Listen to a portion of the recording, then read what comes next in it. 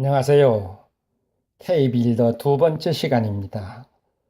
오늘 주제는 우리의 신앙이 성경을 따라야 할 거냐, 유전을 따라야 할 거냐 하는 것이 주제가 되어서 말씀을 드리려고 합니다. 우리 신앙 생활의 지식이 되고 있는 것이 성경과 또 하나는 소위 전통적으로 내려온 유전이라는 것입니다. 유전이라는 것은 사람들이 만든 것이죠. 그때마다. 그래서 이것이 계속해서 내려오면서 전통이 되기 때문에 굉장한 영향력을 갖고 있는 것입니다. 그래서 우리가 지금 그러면 21세기를 맞은 우리가 신앙을 어디에 바탕을 둬야 될 거냐 하는 거예요. 성경을 기본으로 둘 거냐, 유전을 기본으로 둘 거냐 하는 거예요. 여기서 심한 어쩌면 여러분들이 이 이야기를 들으면서 반발이 생길 수도 있을 것입니다. 왜냐하면 지금까지 사실은 우리가 신앙생활 해온 전부 유전을 기본으로 신앙생활을 배워왔어요. 그 대표적인 것이 뭐냐면 지금의 교회당 교회는 성경에서 단 한 번도 언급된 일이 없습니다. 그런데 우리는 지금 현재 교회하면 교회당 교회라는 것을 기본으로 생각하고 있는 거예요. 그러니까 이것은 유전이다 이럴 때 지금까지 그것을 성경인 줄 알고 믿고 신앙생활을 해온 분들이 이게 깊이 생각도 안 하고 단순하게 생각하면 여기서 반발이 일어나는 거예요. 그래서 상당히 심각한 것입니다. 교회당 교회라고 하는 것은 100% 유전으로 만들어진 것입니다. 근데 우리는 이것이 성경으로 만들어진 것처럼 그렇게 알고 믿고 살아온 것입니다. 그래서 이제라도 우리가 성경을 따라야 하냐, 유전을 따라야 하냐. 제가 이런 주제도 여러 모임에서 혹은 집회에 가서 반드시 물어봅니다. 여러분, 성경을 따라서 믿어야 합니까? 유전을 따라서 믿어야 합니까? 이러면은요, 다 같이 성경을 따라서 믿어야죠. 이렇게 손들고 얘기들을 합니다. 그런데 실제로 그 성경을 따라서 믿어야 된다고 한 분들도 내용에 들어가서 딱 제시하면 충격을 받고 거부감을 가져요. 대표적인 것이 예를 들어서 자, 한번 보십시다. 요한복음 2장에 보면 예수께서 예루살렘 성전을 놓고 그런 말씀을 하셨어요. 저 성전을 헐어라. 내가 3일 만에 일으키리라.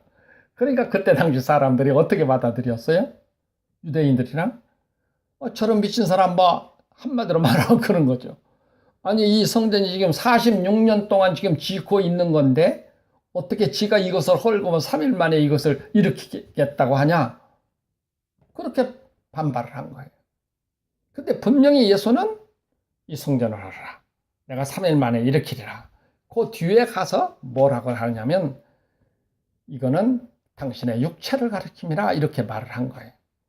그러나 그때 당시에 성전을 헐으라 그러니까 그 당시 사람들이 그것을 이해할 수가 없었던 것이죠. 그런데 그 당시 사람만 이해를 못한 것이 아니라 지금 사람도 똑같이 못하고 있는 것입니다. 자, 예수님은 성전을 헐으라 그랬어요. 요즘 어떻게 하죠? 여러분들 혹시 교회에서 건축헌금이라는 거 내보셨어요? 성전 건축헌금, 성전 지차. 요새 그래요, 안 그래요? 서울에는 보니까요, 몇백억씩 들여서 지은 성전도 있고, 또 어떤 데는 몇천억 들여서 성전을 짓는 데도 있어요. 다 그렇잖아요? 여러분들이 돈이 없으면 뭐예요? 적금 들어라. 해가지고 그 적금 통장 쭉 가지고 은행에 가서 그걸 담보로 하고 목돈을 빼다가 예배당들을 짓고 그랬잖아요. 자, 보세요. 예수님은 분명히 성전을 헐으라 그랬는데 지금은 어때요? 성전 지차하는 거예요. 그러면 지차하는 것이 뭐예요? 성경입니까? 아니잖아요. 유전이잖아요. 그런데 그렇게 지금 우리 신앙생활은 그렇게 돌아가고 있는 거예요. 이런 성전 이야기가 나왔으니까 여기서 하나 더 말씀을 드립니다만은 원래 예루살렘 성전이라는 것이 다윗이 짓고자 싶어 했잖아요. 그런데 하나님은 뭐라 그랬어요? 나단 선지를 불러서 의논을 했거든요. 다윗이 내가 백향목궁에 거하면서 하나님은 저 어떻게 천막 속에다가 놔두겠느냐. 그래서 하나님의 성전을 짓고 싶어 한다. 당신 의견은 어쏘 하니까 나단 선지가 참 좋습니다. 왕이 그렇게 하시고 싶어 하시면 그렇게 하시죠. 이렇게 응답을 해 주었어요. 그리고 나단 선지가 들어가서 자기 집에 가가지고 잠을 자는데 저녁에 하나님이 나타났어요. 나단 선지에게. 야 이놈아, 너 다윗에게 가서 성전 짓지 말라 그래라. 무슨 놈의 성전, 내가 그 성전을 짓냐? 너는 짓지 말라 그래라. 그리고 네가 수완이 차서 이제 연령이 많이 늙어서 네가 열조회계로 돌아가면, 다시 말하면 무덤으로 죽음으로 돌아가면 네 몸에서 날 자가, 네 몸에서 날 씨가 내가 그할 성전을 지으리라. 그가 짓고 나는 그에게 영원히 왕권을 내가 보존할 것이고, 그에게 내가 영원히 정말 그 나라를 지켜줄 것이다. 이런 약속했어요, 하나님께서. 그러니까 나단 선지가 깜짝 놀라가지고 그 다음날 일어나서 다윗에게 가서 말합니다. 하나님께서 성전 짓지 말라고 합니다. 그리고 당신의 몸에서 날 씨가 하나님의 그 하실 성전을 지을 것이라고 합니다. 그리고 하나님이 약속한 것을 다 다윗에게 전해주었어요. 그러니까 다윗이 그 말을 듣고 해석을 하기를, 나는 전쟁을 많이 일으켜가지고 피를 많이 흘렸으니까 하나님은 나보고 짓지 말라고 하는가 보다, 이렇게 받아들였어요. 그리고 네 몸에서 날 씨가, 네 몸에서 날 자식이 내가 그할 성전을 짓겠다 하니까 이 다윗은 그것을 솔로몬으로 이해를 한 거예요. 그래서 솔로몬에게 유언을 남기고 솔로몬으로 하여금 그 성전을 짓게 만든 것입니다. 그런데 문제는, 하나님이 솔로몬 왕국을 영원히 견고하게 해주었습니까? 그래요? 약속을 했거든요. 네 몸에서 날 자가 내 성전을 지을 것이고 나는 그 아들의 나라를 견고하게 할 것이고 영원히 가게 할 것이다. 약속을 하나님이 했어요. 근데 솔로몬 나라 왕국이 영원히 갔어요? 견고해졌어요? 아니잖아요. 그럼 하나님의 거짓말을 하신 것입니까? 이런 기막힌 사건이 이 배경에 깔려 있는 거예요. 근데 이 말씀은 지금도 이해를 못하는 거예요, 사람들이. 한번 생각해 봅시다. 마태복음 1장 1절에 무슨 말을 하죠? 아브라함과 다윗의 자손 누구요? 예수 그리스도의 세계라, 이렇게 말을 하죠. 그러니까 하나님이 내 몸에서 날 씨가 내가 그걸 성전을 지으리라 지게 하고 나는 그의 나라를 견고하게 하고 영원히 하게 할 것이다. 이 약속이 누구예요? 지금 우리는 누구로 그걸 판단해요? 예수 그리스도잖아요.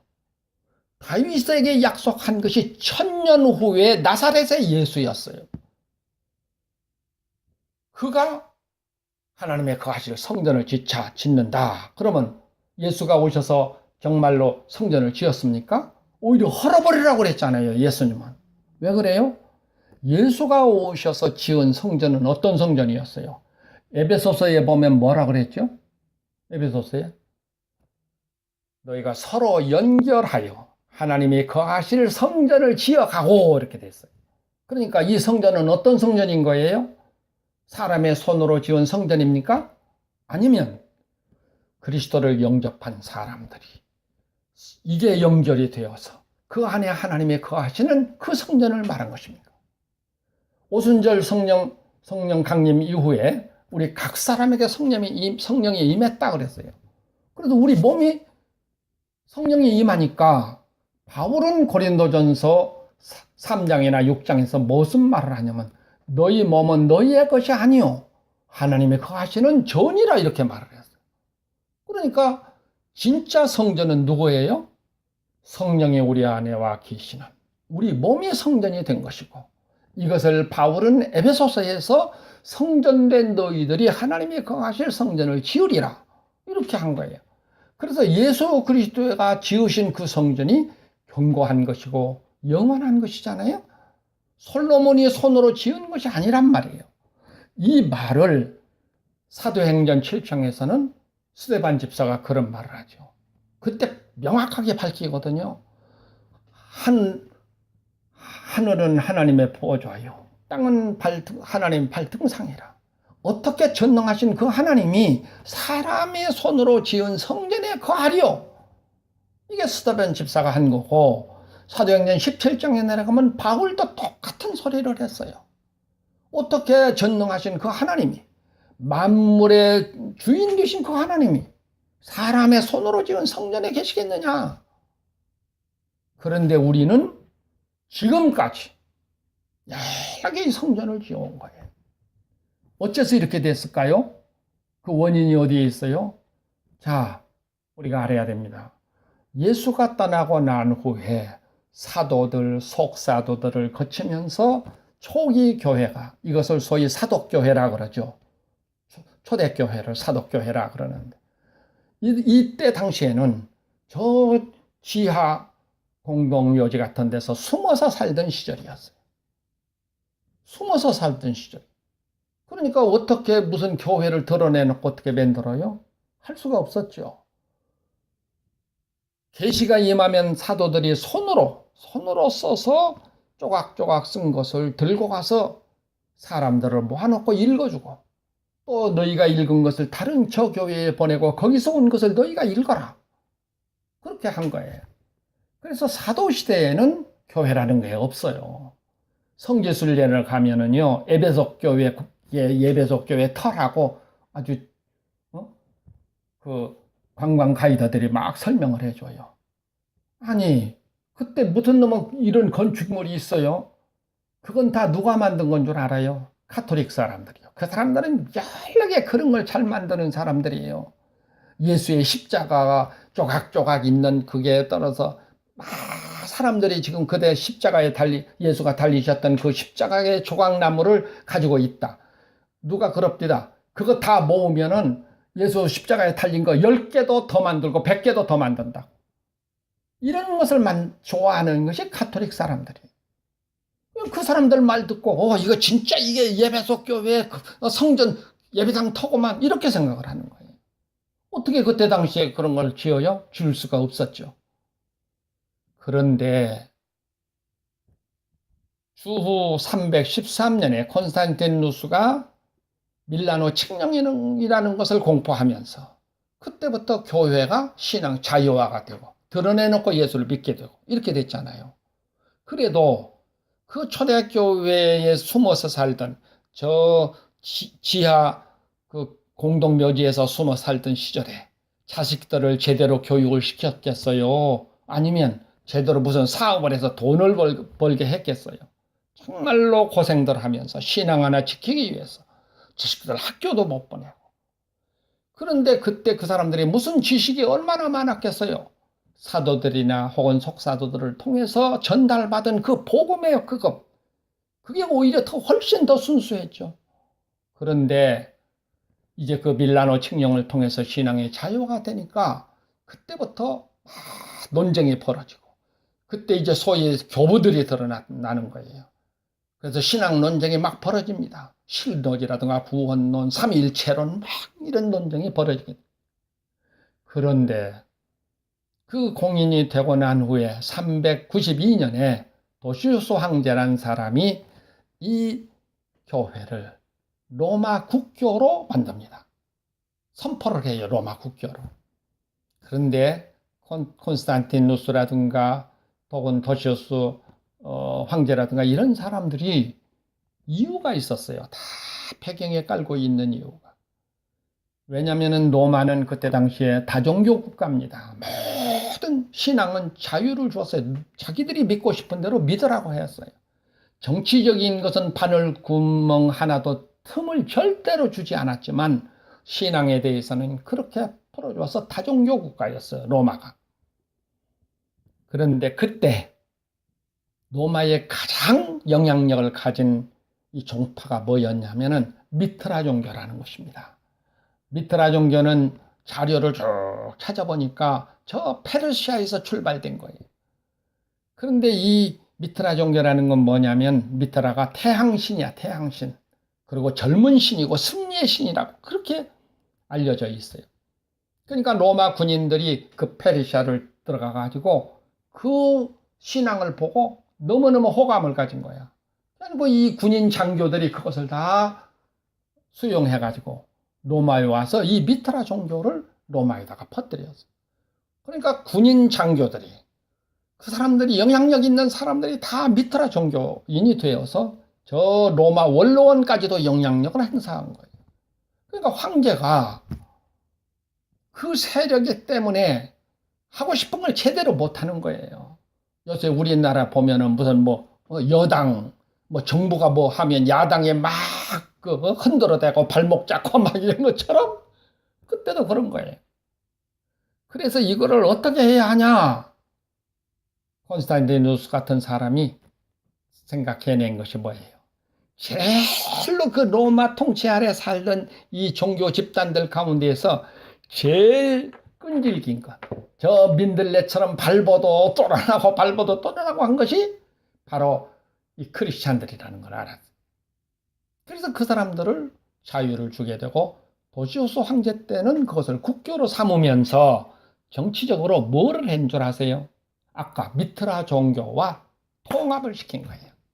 이 사람들은 그 미트라 신이 젊은 신이라고 그러니까 어쩌면 예수하고 비슷하구나 이렇게 생각을 해가지고 통합 작업을 한 것입니다. 우리가 지금 주일 성수라는 거 하죠. 주일 성수가 무슨 날이죠? 영어로는 일요일이 썬데이잖아요. 썬데이. 썬데이, 태양신을 섬기는 제일이에요. 일요일 날이. 그래서 이걸 통합을 시킨 것입니다. 그래서 교회가 그때부터 주일 성수라는 것을 하게 된 거예요. 왜 그것도 그렇게 했냐?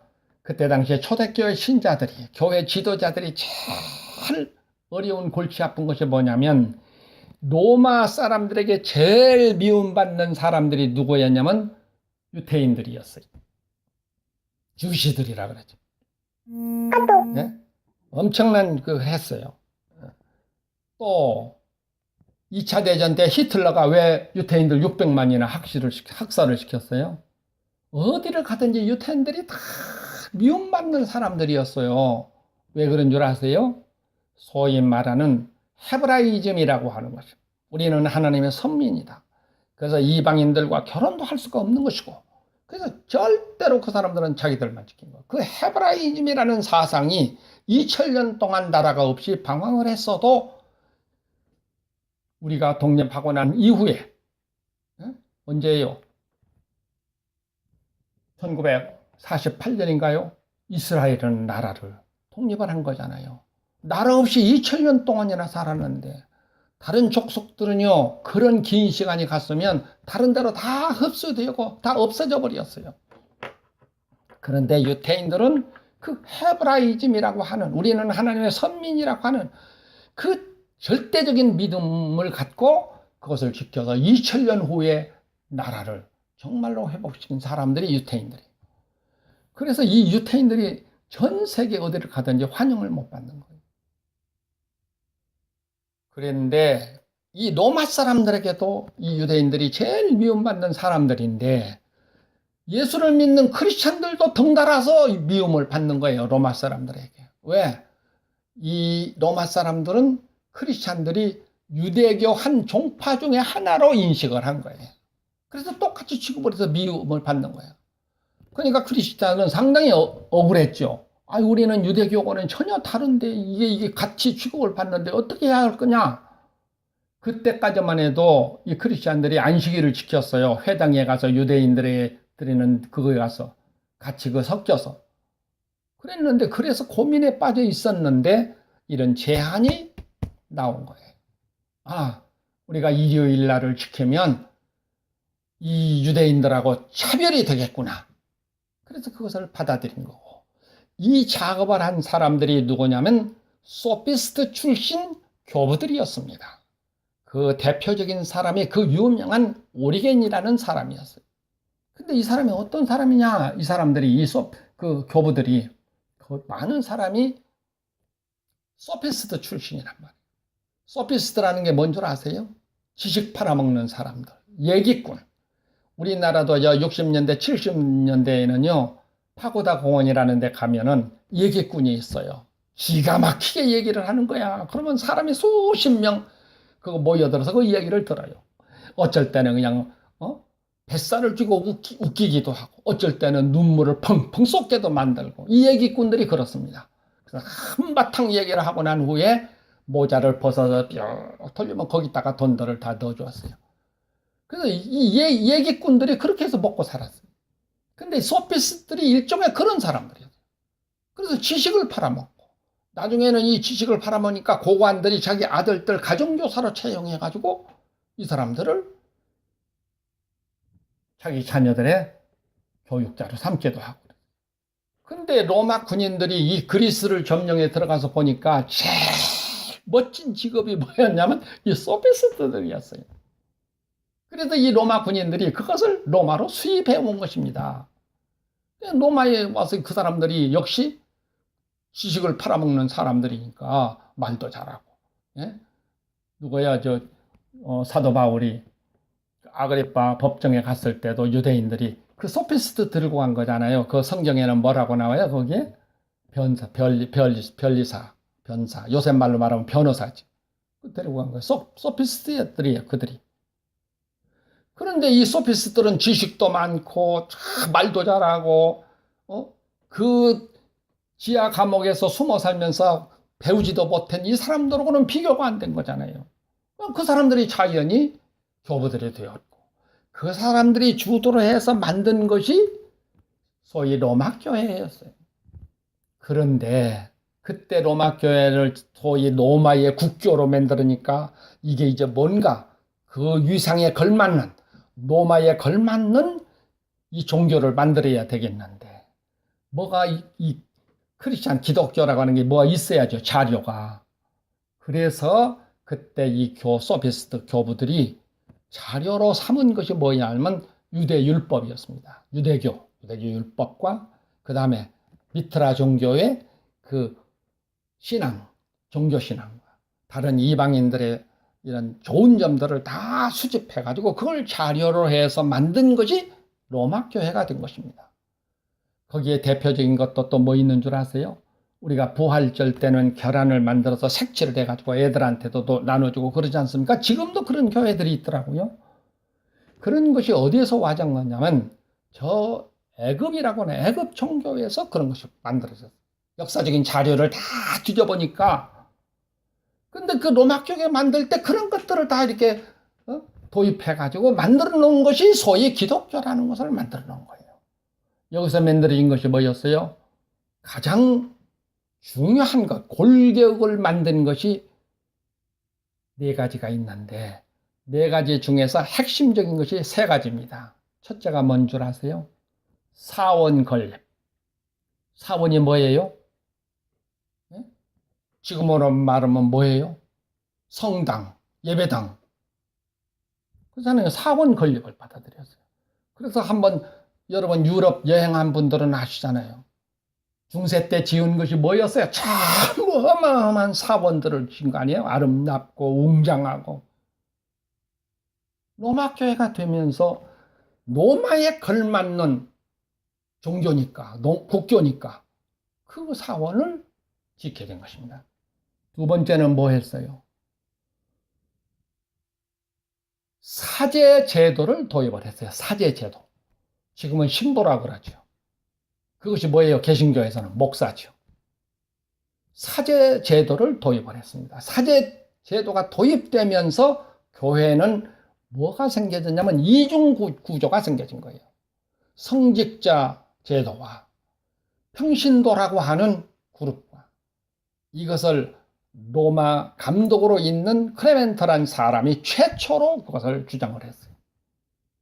그래서 지금도 교역자 구별, 평신도란 말이 성경에 어디 있습니까? 없잖아요. 다 왕 같은 제사장들이고 하나님의 소유된 백성인데 그때 만들어진 것이. 그런데 이게 개혁교회가 되어가지고 또 지금까지도 평신도 무슨 뭐 연합회, 평신도 무슨 모임, 이런 기막힐 일이 어디가 있어요. 아까 소피스트들이 지식을 팔아먹는 사람들이라고 그랬죠. 그 사람들이 자기들의 자리를 만든 거야, 거기다가. 그래가지고 그 다음 세 번째 만든 게 뭐죠? 자, 예배당도 만들었어요. 사원도 만들어 놨어요. 사제 제도도 만들어 놨어요. 그러면 일거리가 있어야 되잖아요. 일거리를 위해서 만들어진 것이 날과 절기들이었습니다. 그것이 소위 성수주일이라든가 부활절, 무슨 뭐 사순절, 뭐 성탄절, 이게 다 만든 거 아니에요. 그러면 주일 성수는 뭐 할 거냐? 일요일 날 이 사원에 다 모여라. 모이면 어떻게 해요? 거기서 만들어진 것이 이 소피스트 출신들, 이 교부들이 자기들의 역할을 걷다 집어넣은 것입니다. 그게 뭐예요? 가르치는, 성경을 가르치는 교사들이 된 거예요. 그래서 어쩌면 지금도 아마 카톨릭 시스템은 그렇게 될 거예요. 원래가 교인이라는 건 신부와 수녀밖에 없어요. 평신도로, 우리가 말하는 이 평신도라는 건 뭐라고 가톨릭에서 하냐면요, 학습인이라 그랬어요. 학습인. 지금은 고쳐졌는지 모르겠는데 학습인이라 그랬어요. 학습인이라는 건 뭐죠? 배우는 사람들 있잖아요. 가르치는 사람은 누구고? 사제들이고. 그래서 지금 이 교회 시스템이 긴 벤치들을 저 강대상을 놓고 쭉 놓여진 것이 로마 교회가 만들 때 만들어진 것이. 개혁교회도 똑같이 그것을 한 거예요. 그래서 앞에서 목사가 설교를 하는 거 아니에요? 여러분 한번 생각해 보세요. 설교가 없으면 헌금 받아낼 수 있을까요? 없을까요? 없어요. 설교라는 것이 사람들로 하여금 헌금을 받아내게 한 거예요. 이 말 잘하는 소피스트들이 얼마나 멋진 직업을 만들어 놨어요. 그래서 만들어진 건 뭐예요? 그때 당시에 이 농민들은 우리나라로 말하면 이 보릿고개를 넘길 수가 없어서 기아에 굶주리고 있을 때 그 농민들에게서 농사 지으면은요, 자료를 보면 얼마쯤 뺏어갔냐면은요, 10% 중에서 90%를 뺏어갔어요. 그래가지고 이걸 가지고 한 것이 소위 저 사원들, 그 웅장한 지금 있는 저 사원들을 지은 것입니다. 그리고 그때 중세 때에 대개 지주들이 누구였어요? 돈 많은 땅 가지고 있는 사람들이 전부 성직자들이요. 이것이 소피스트가 만든 제도였습니다. 자, 세 가지입니다. 사원 건립, 사제 제도, 날과 절기들. 날과 절기는 바울은 갈라디아서에서 뭐라고 하죠? 너희가 날과 절기를 지키니 내가 너희를 위하여 수고한 것이 헛될까 하노라. 얼마나 정말로 통탄하면서 그런 거였어요. 근데 그걸 그때 만들어버린 거예요. 이게 전통이 되어가지고 지금까지 오는 거예요. 길게는 1700년 동안, 짧게는 500년 동안 우리는 그런 시스템 속에서 신앙을 배우고 살아온 것이지 않습니까? 지금도 이 정말로 참 답답한 일이죠. 어찌 보면 정말로 무식한 사람들의 소경된 자들이잖아요. 어떻게 이 교회당을 지면서 1000억짜리를 짓고 몇백억짜리를 짓고 이게 무슨 짓이냔 말이에요. 이거보다도 훨씬 더 잘한 저 유럽 교회가 전부 다 귀신의 집이 되어버렸는데 이걸 그대로 못해가지고 지금도 안달을 하고 있고. 멍청한 것은 소위 말하는 평신도들이죠. 왜? 그렇게 가르쳐 놓아버렸으니까 멍청할 수밖에 없지 않습니까? 그래서 성전지차 하면은 결혼 반지도 뽑아내고, 예? 통장, 자녀들 장래 학교 갈 통장도 다 털어내놓고, 어떤 사람은 집도 팔아서 내놓고. 이것이 교회입니까? 한 번 첫 단추를 잘못 끼면은 계속해서 그렇게 되는 것입니다. 자, 그러면 여기서 우리가 하나 생각해 보십시다. 성경에 오늘날과 같은 교회당 교회를 지으라는 것이 있을까요? 없을까요? 한번 찾아내 보세요. 찾아서 말씀을 제시하고 한번 제시해 보세요. 단 한 번도 없습니다. 사도들이 고린도 교회, 에베소 교회, 갈라디아서 교회, 이런 교회들이 지금 같은 그런 교회입니까? 지금은 얼마나 이 기막힌 세상이 되어버렸어요. 영락교회는 누가 건설했어요? 한경직 목사가. 온누리교회는 누가 했어요? 하용조 목사가. 소망교회는 누가 했어요? 곽선희 목사가. 순복음교회는 누가 했어요? 조용기 목사가. 이런 기막힐 일이 어디가 있어요? 교회론에 가서 다시 자세한 거 말씀드리겠습니다. 말씀이 절대로 그렇게 허용된 게 아니에요. 사도시들이 사도시대에 그런 고린도 교회, 에베소 교회, 갈라디아 교회 이런 거 한 거는 교회된 사람들이 그 지역에서 살고 있는 사람들을 아우러서 고린도 교회, 갈라디아 교회, 에베소 이렇게 한 것이죠. 지금같이 교회당을 지어놓고 여기에 간판을 걸어놓고 지금은 하나같이 다 고유명사를 써요. 이 기막힐 일이 어디 있어요. 얼마나 무식한 짓들을 하고 있냐고요. 성경대로 살자고 하면서 성경이 언제 고유명사를 붙여서 교회라고 한 적이 있냐고요. 그 지역을 놓고 교회라고 한 것은 거기서 살고 있는 교회된 사람들이 살고 있는 사람을 아우러서 그걸 그렇게 부른 것이죠. 왜? 사도시대에는 그렇게밖에 할 수가 없었기 때문에. 그래서 우리는 유전과 성경, 교회 개혁을 한다고 한다면 21세기 개혁은 분명히 성경을 따라서 해야 하지 않겠습니까? 왜? 성경은 1.1획도 변할 수 없는 것이니까. 하지만 유전이라는 것은 사람이 만든 것이기 때문에 이것은 변하는 것이고 변해야 하는 것입니다. 오늘 너무 말씀이 길어졌나요? 오늘 여기까지만 하겠습니다. 안녕히 계시고요. 다음 시간에 또 다시 말씀드리겠습니다. 한두 가지가 고쳐져야 할 일들이 한두 가지가 아닌 거예요. 너무 많은 것에서 우리는 지금 거짓된 것을 붙들고 신앙이라고 살아온 거예요. 우리도 초창기에 다 몰랐기 때문에 목회를 하면서도 이렇게 살아왔고 특수사역을 한다고 하면서도 그렇고 해외 나가 선교한다고 하면서도 이렇게 살아온 거예요.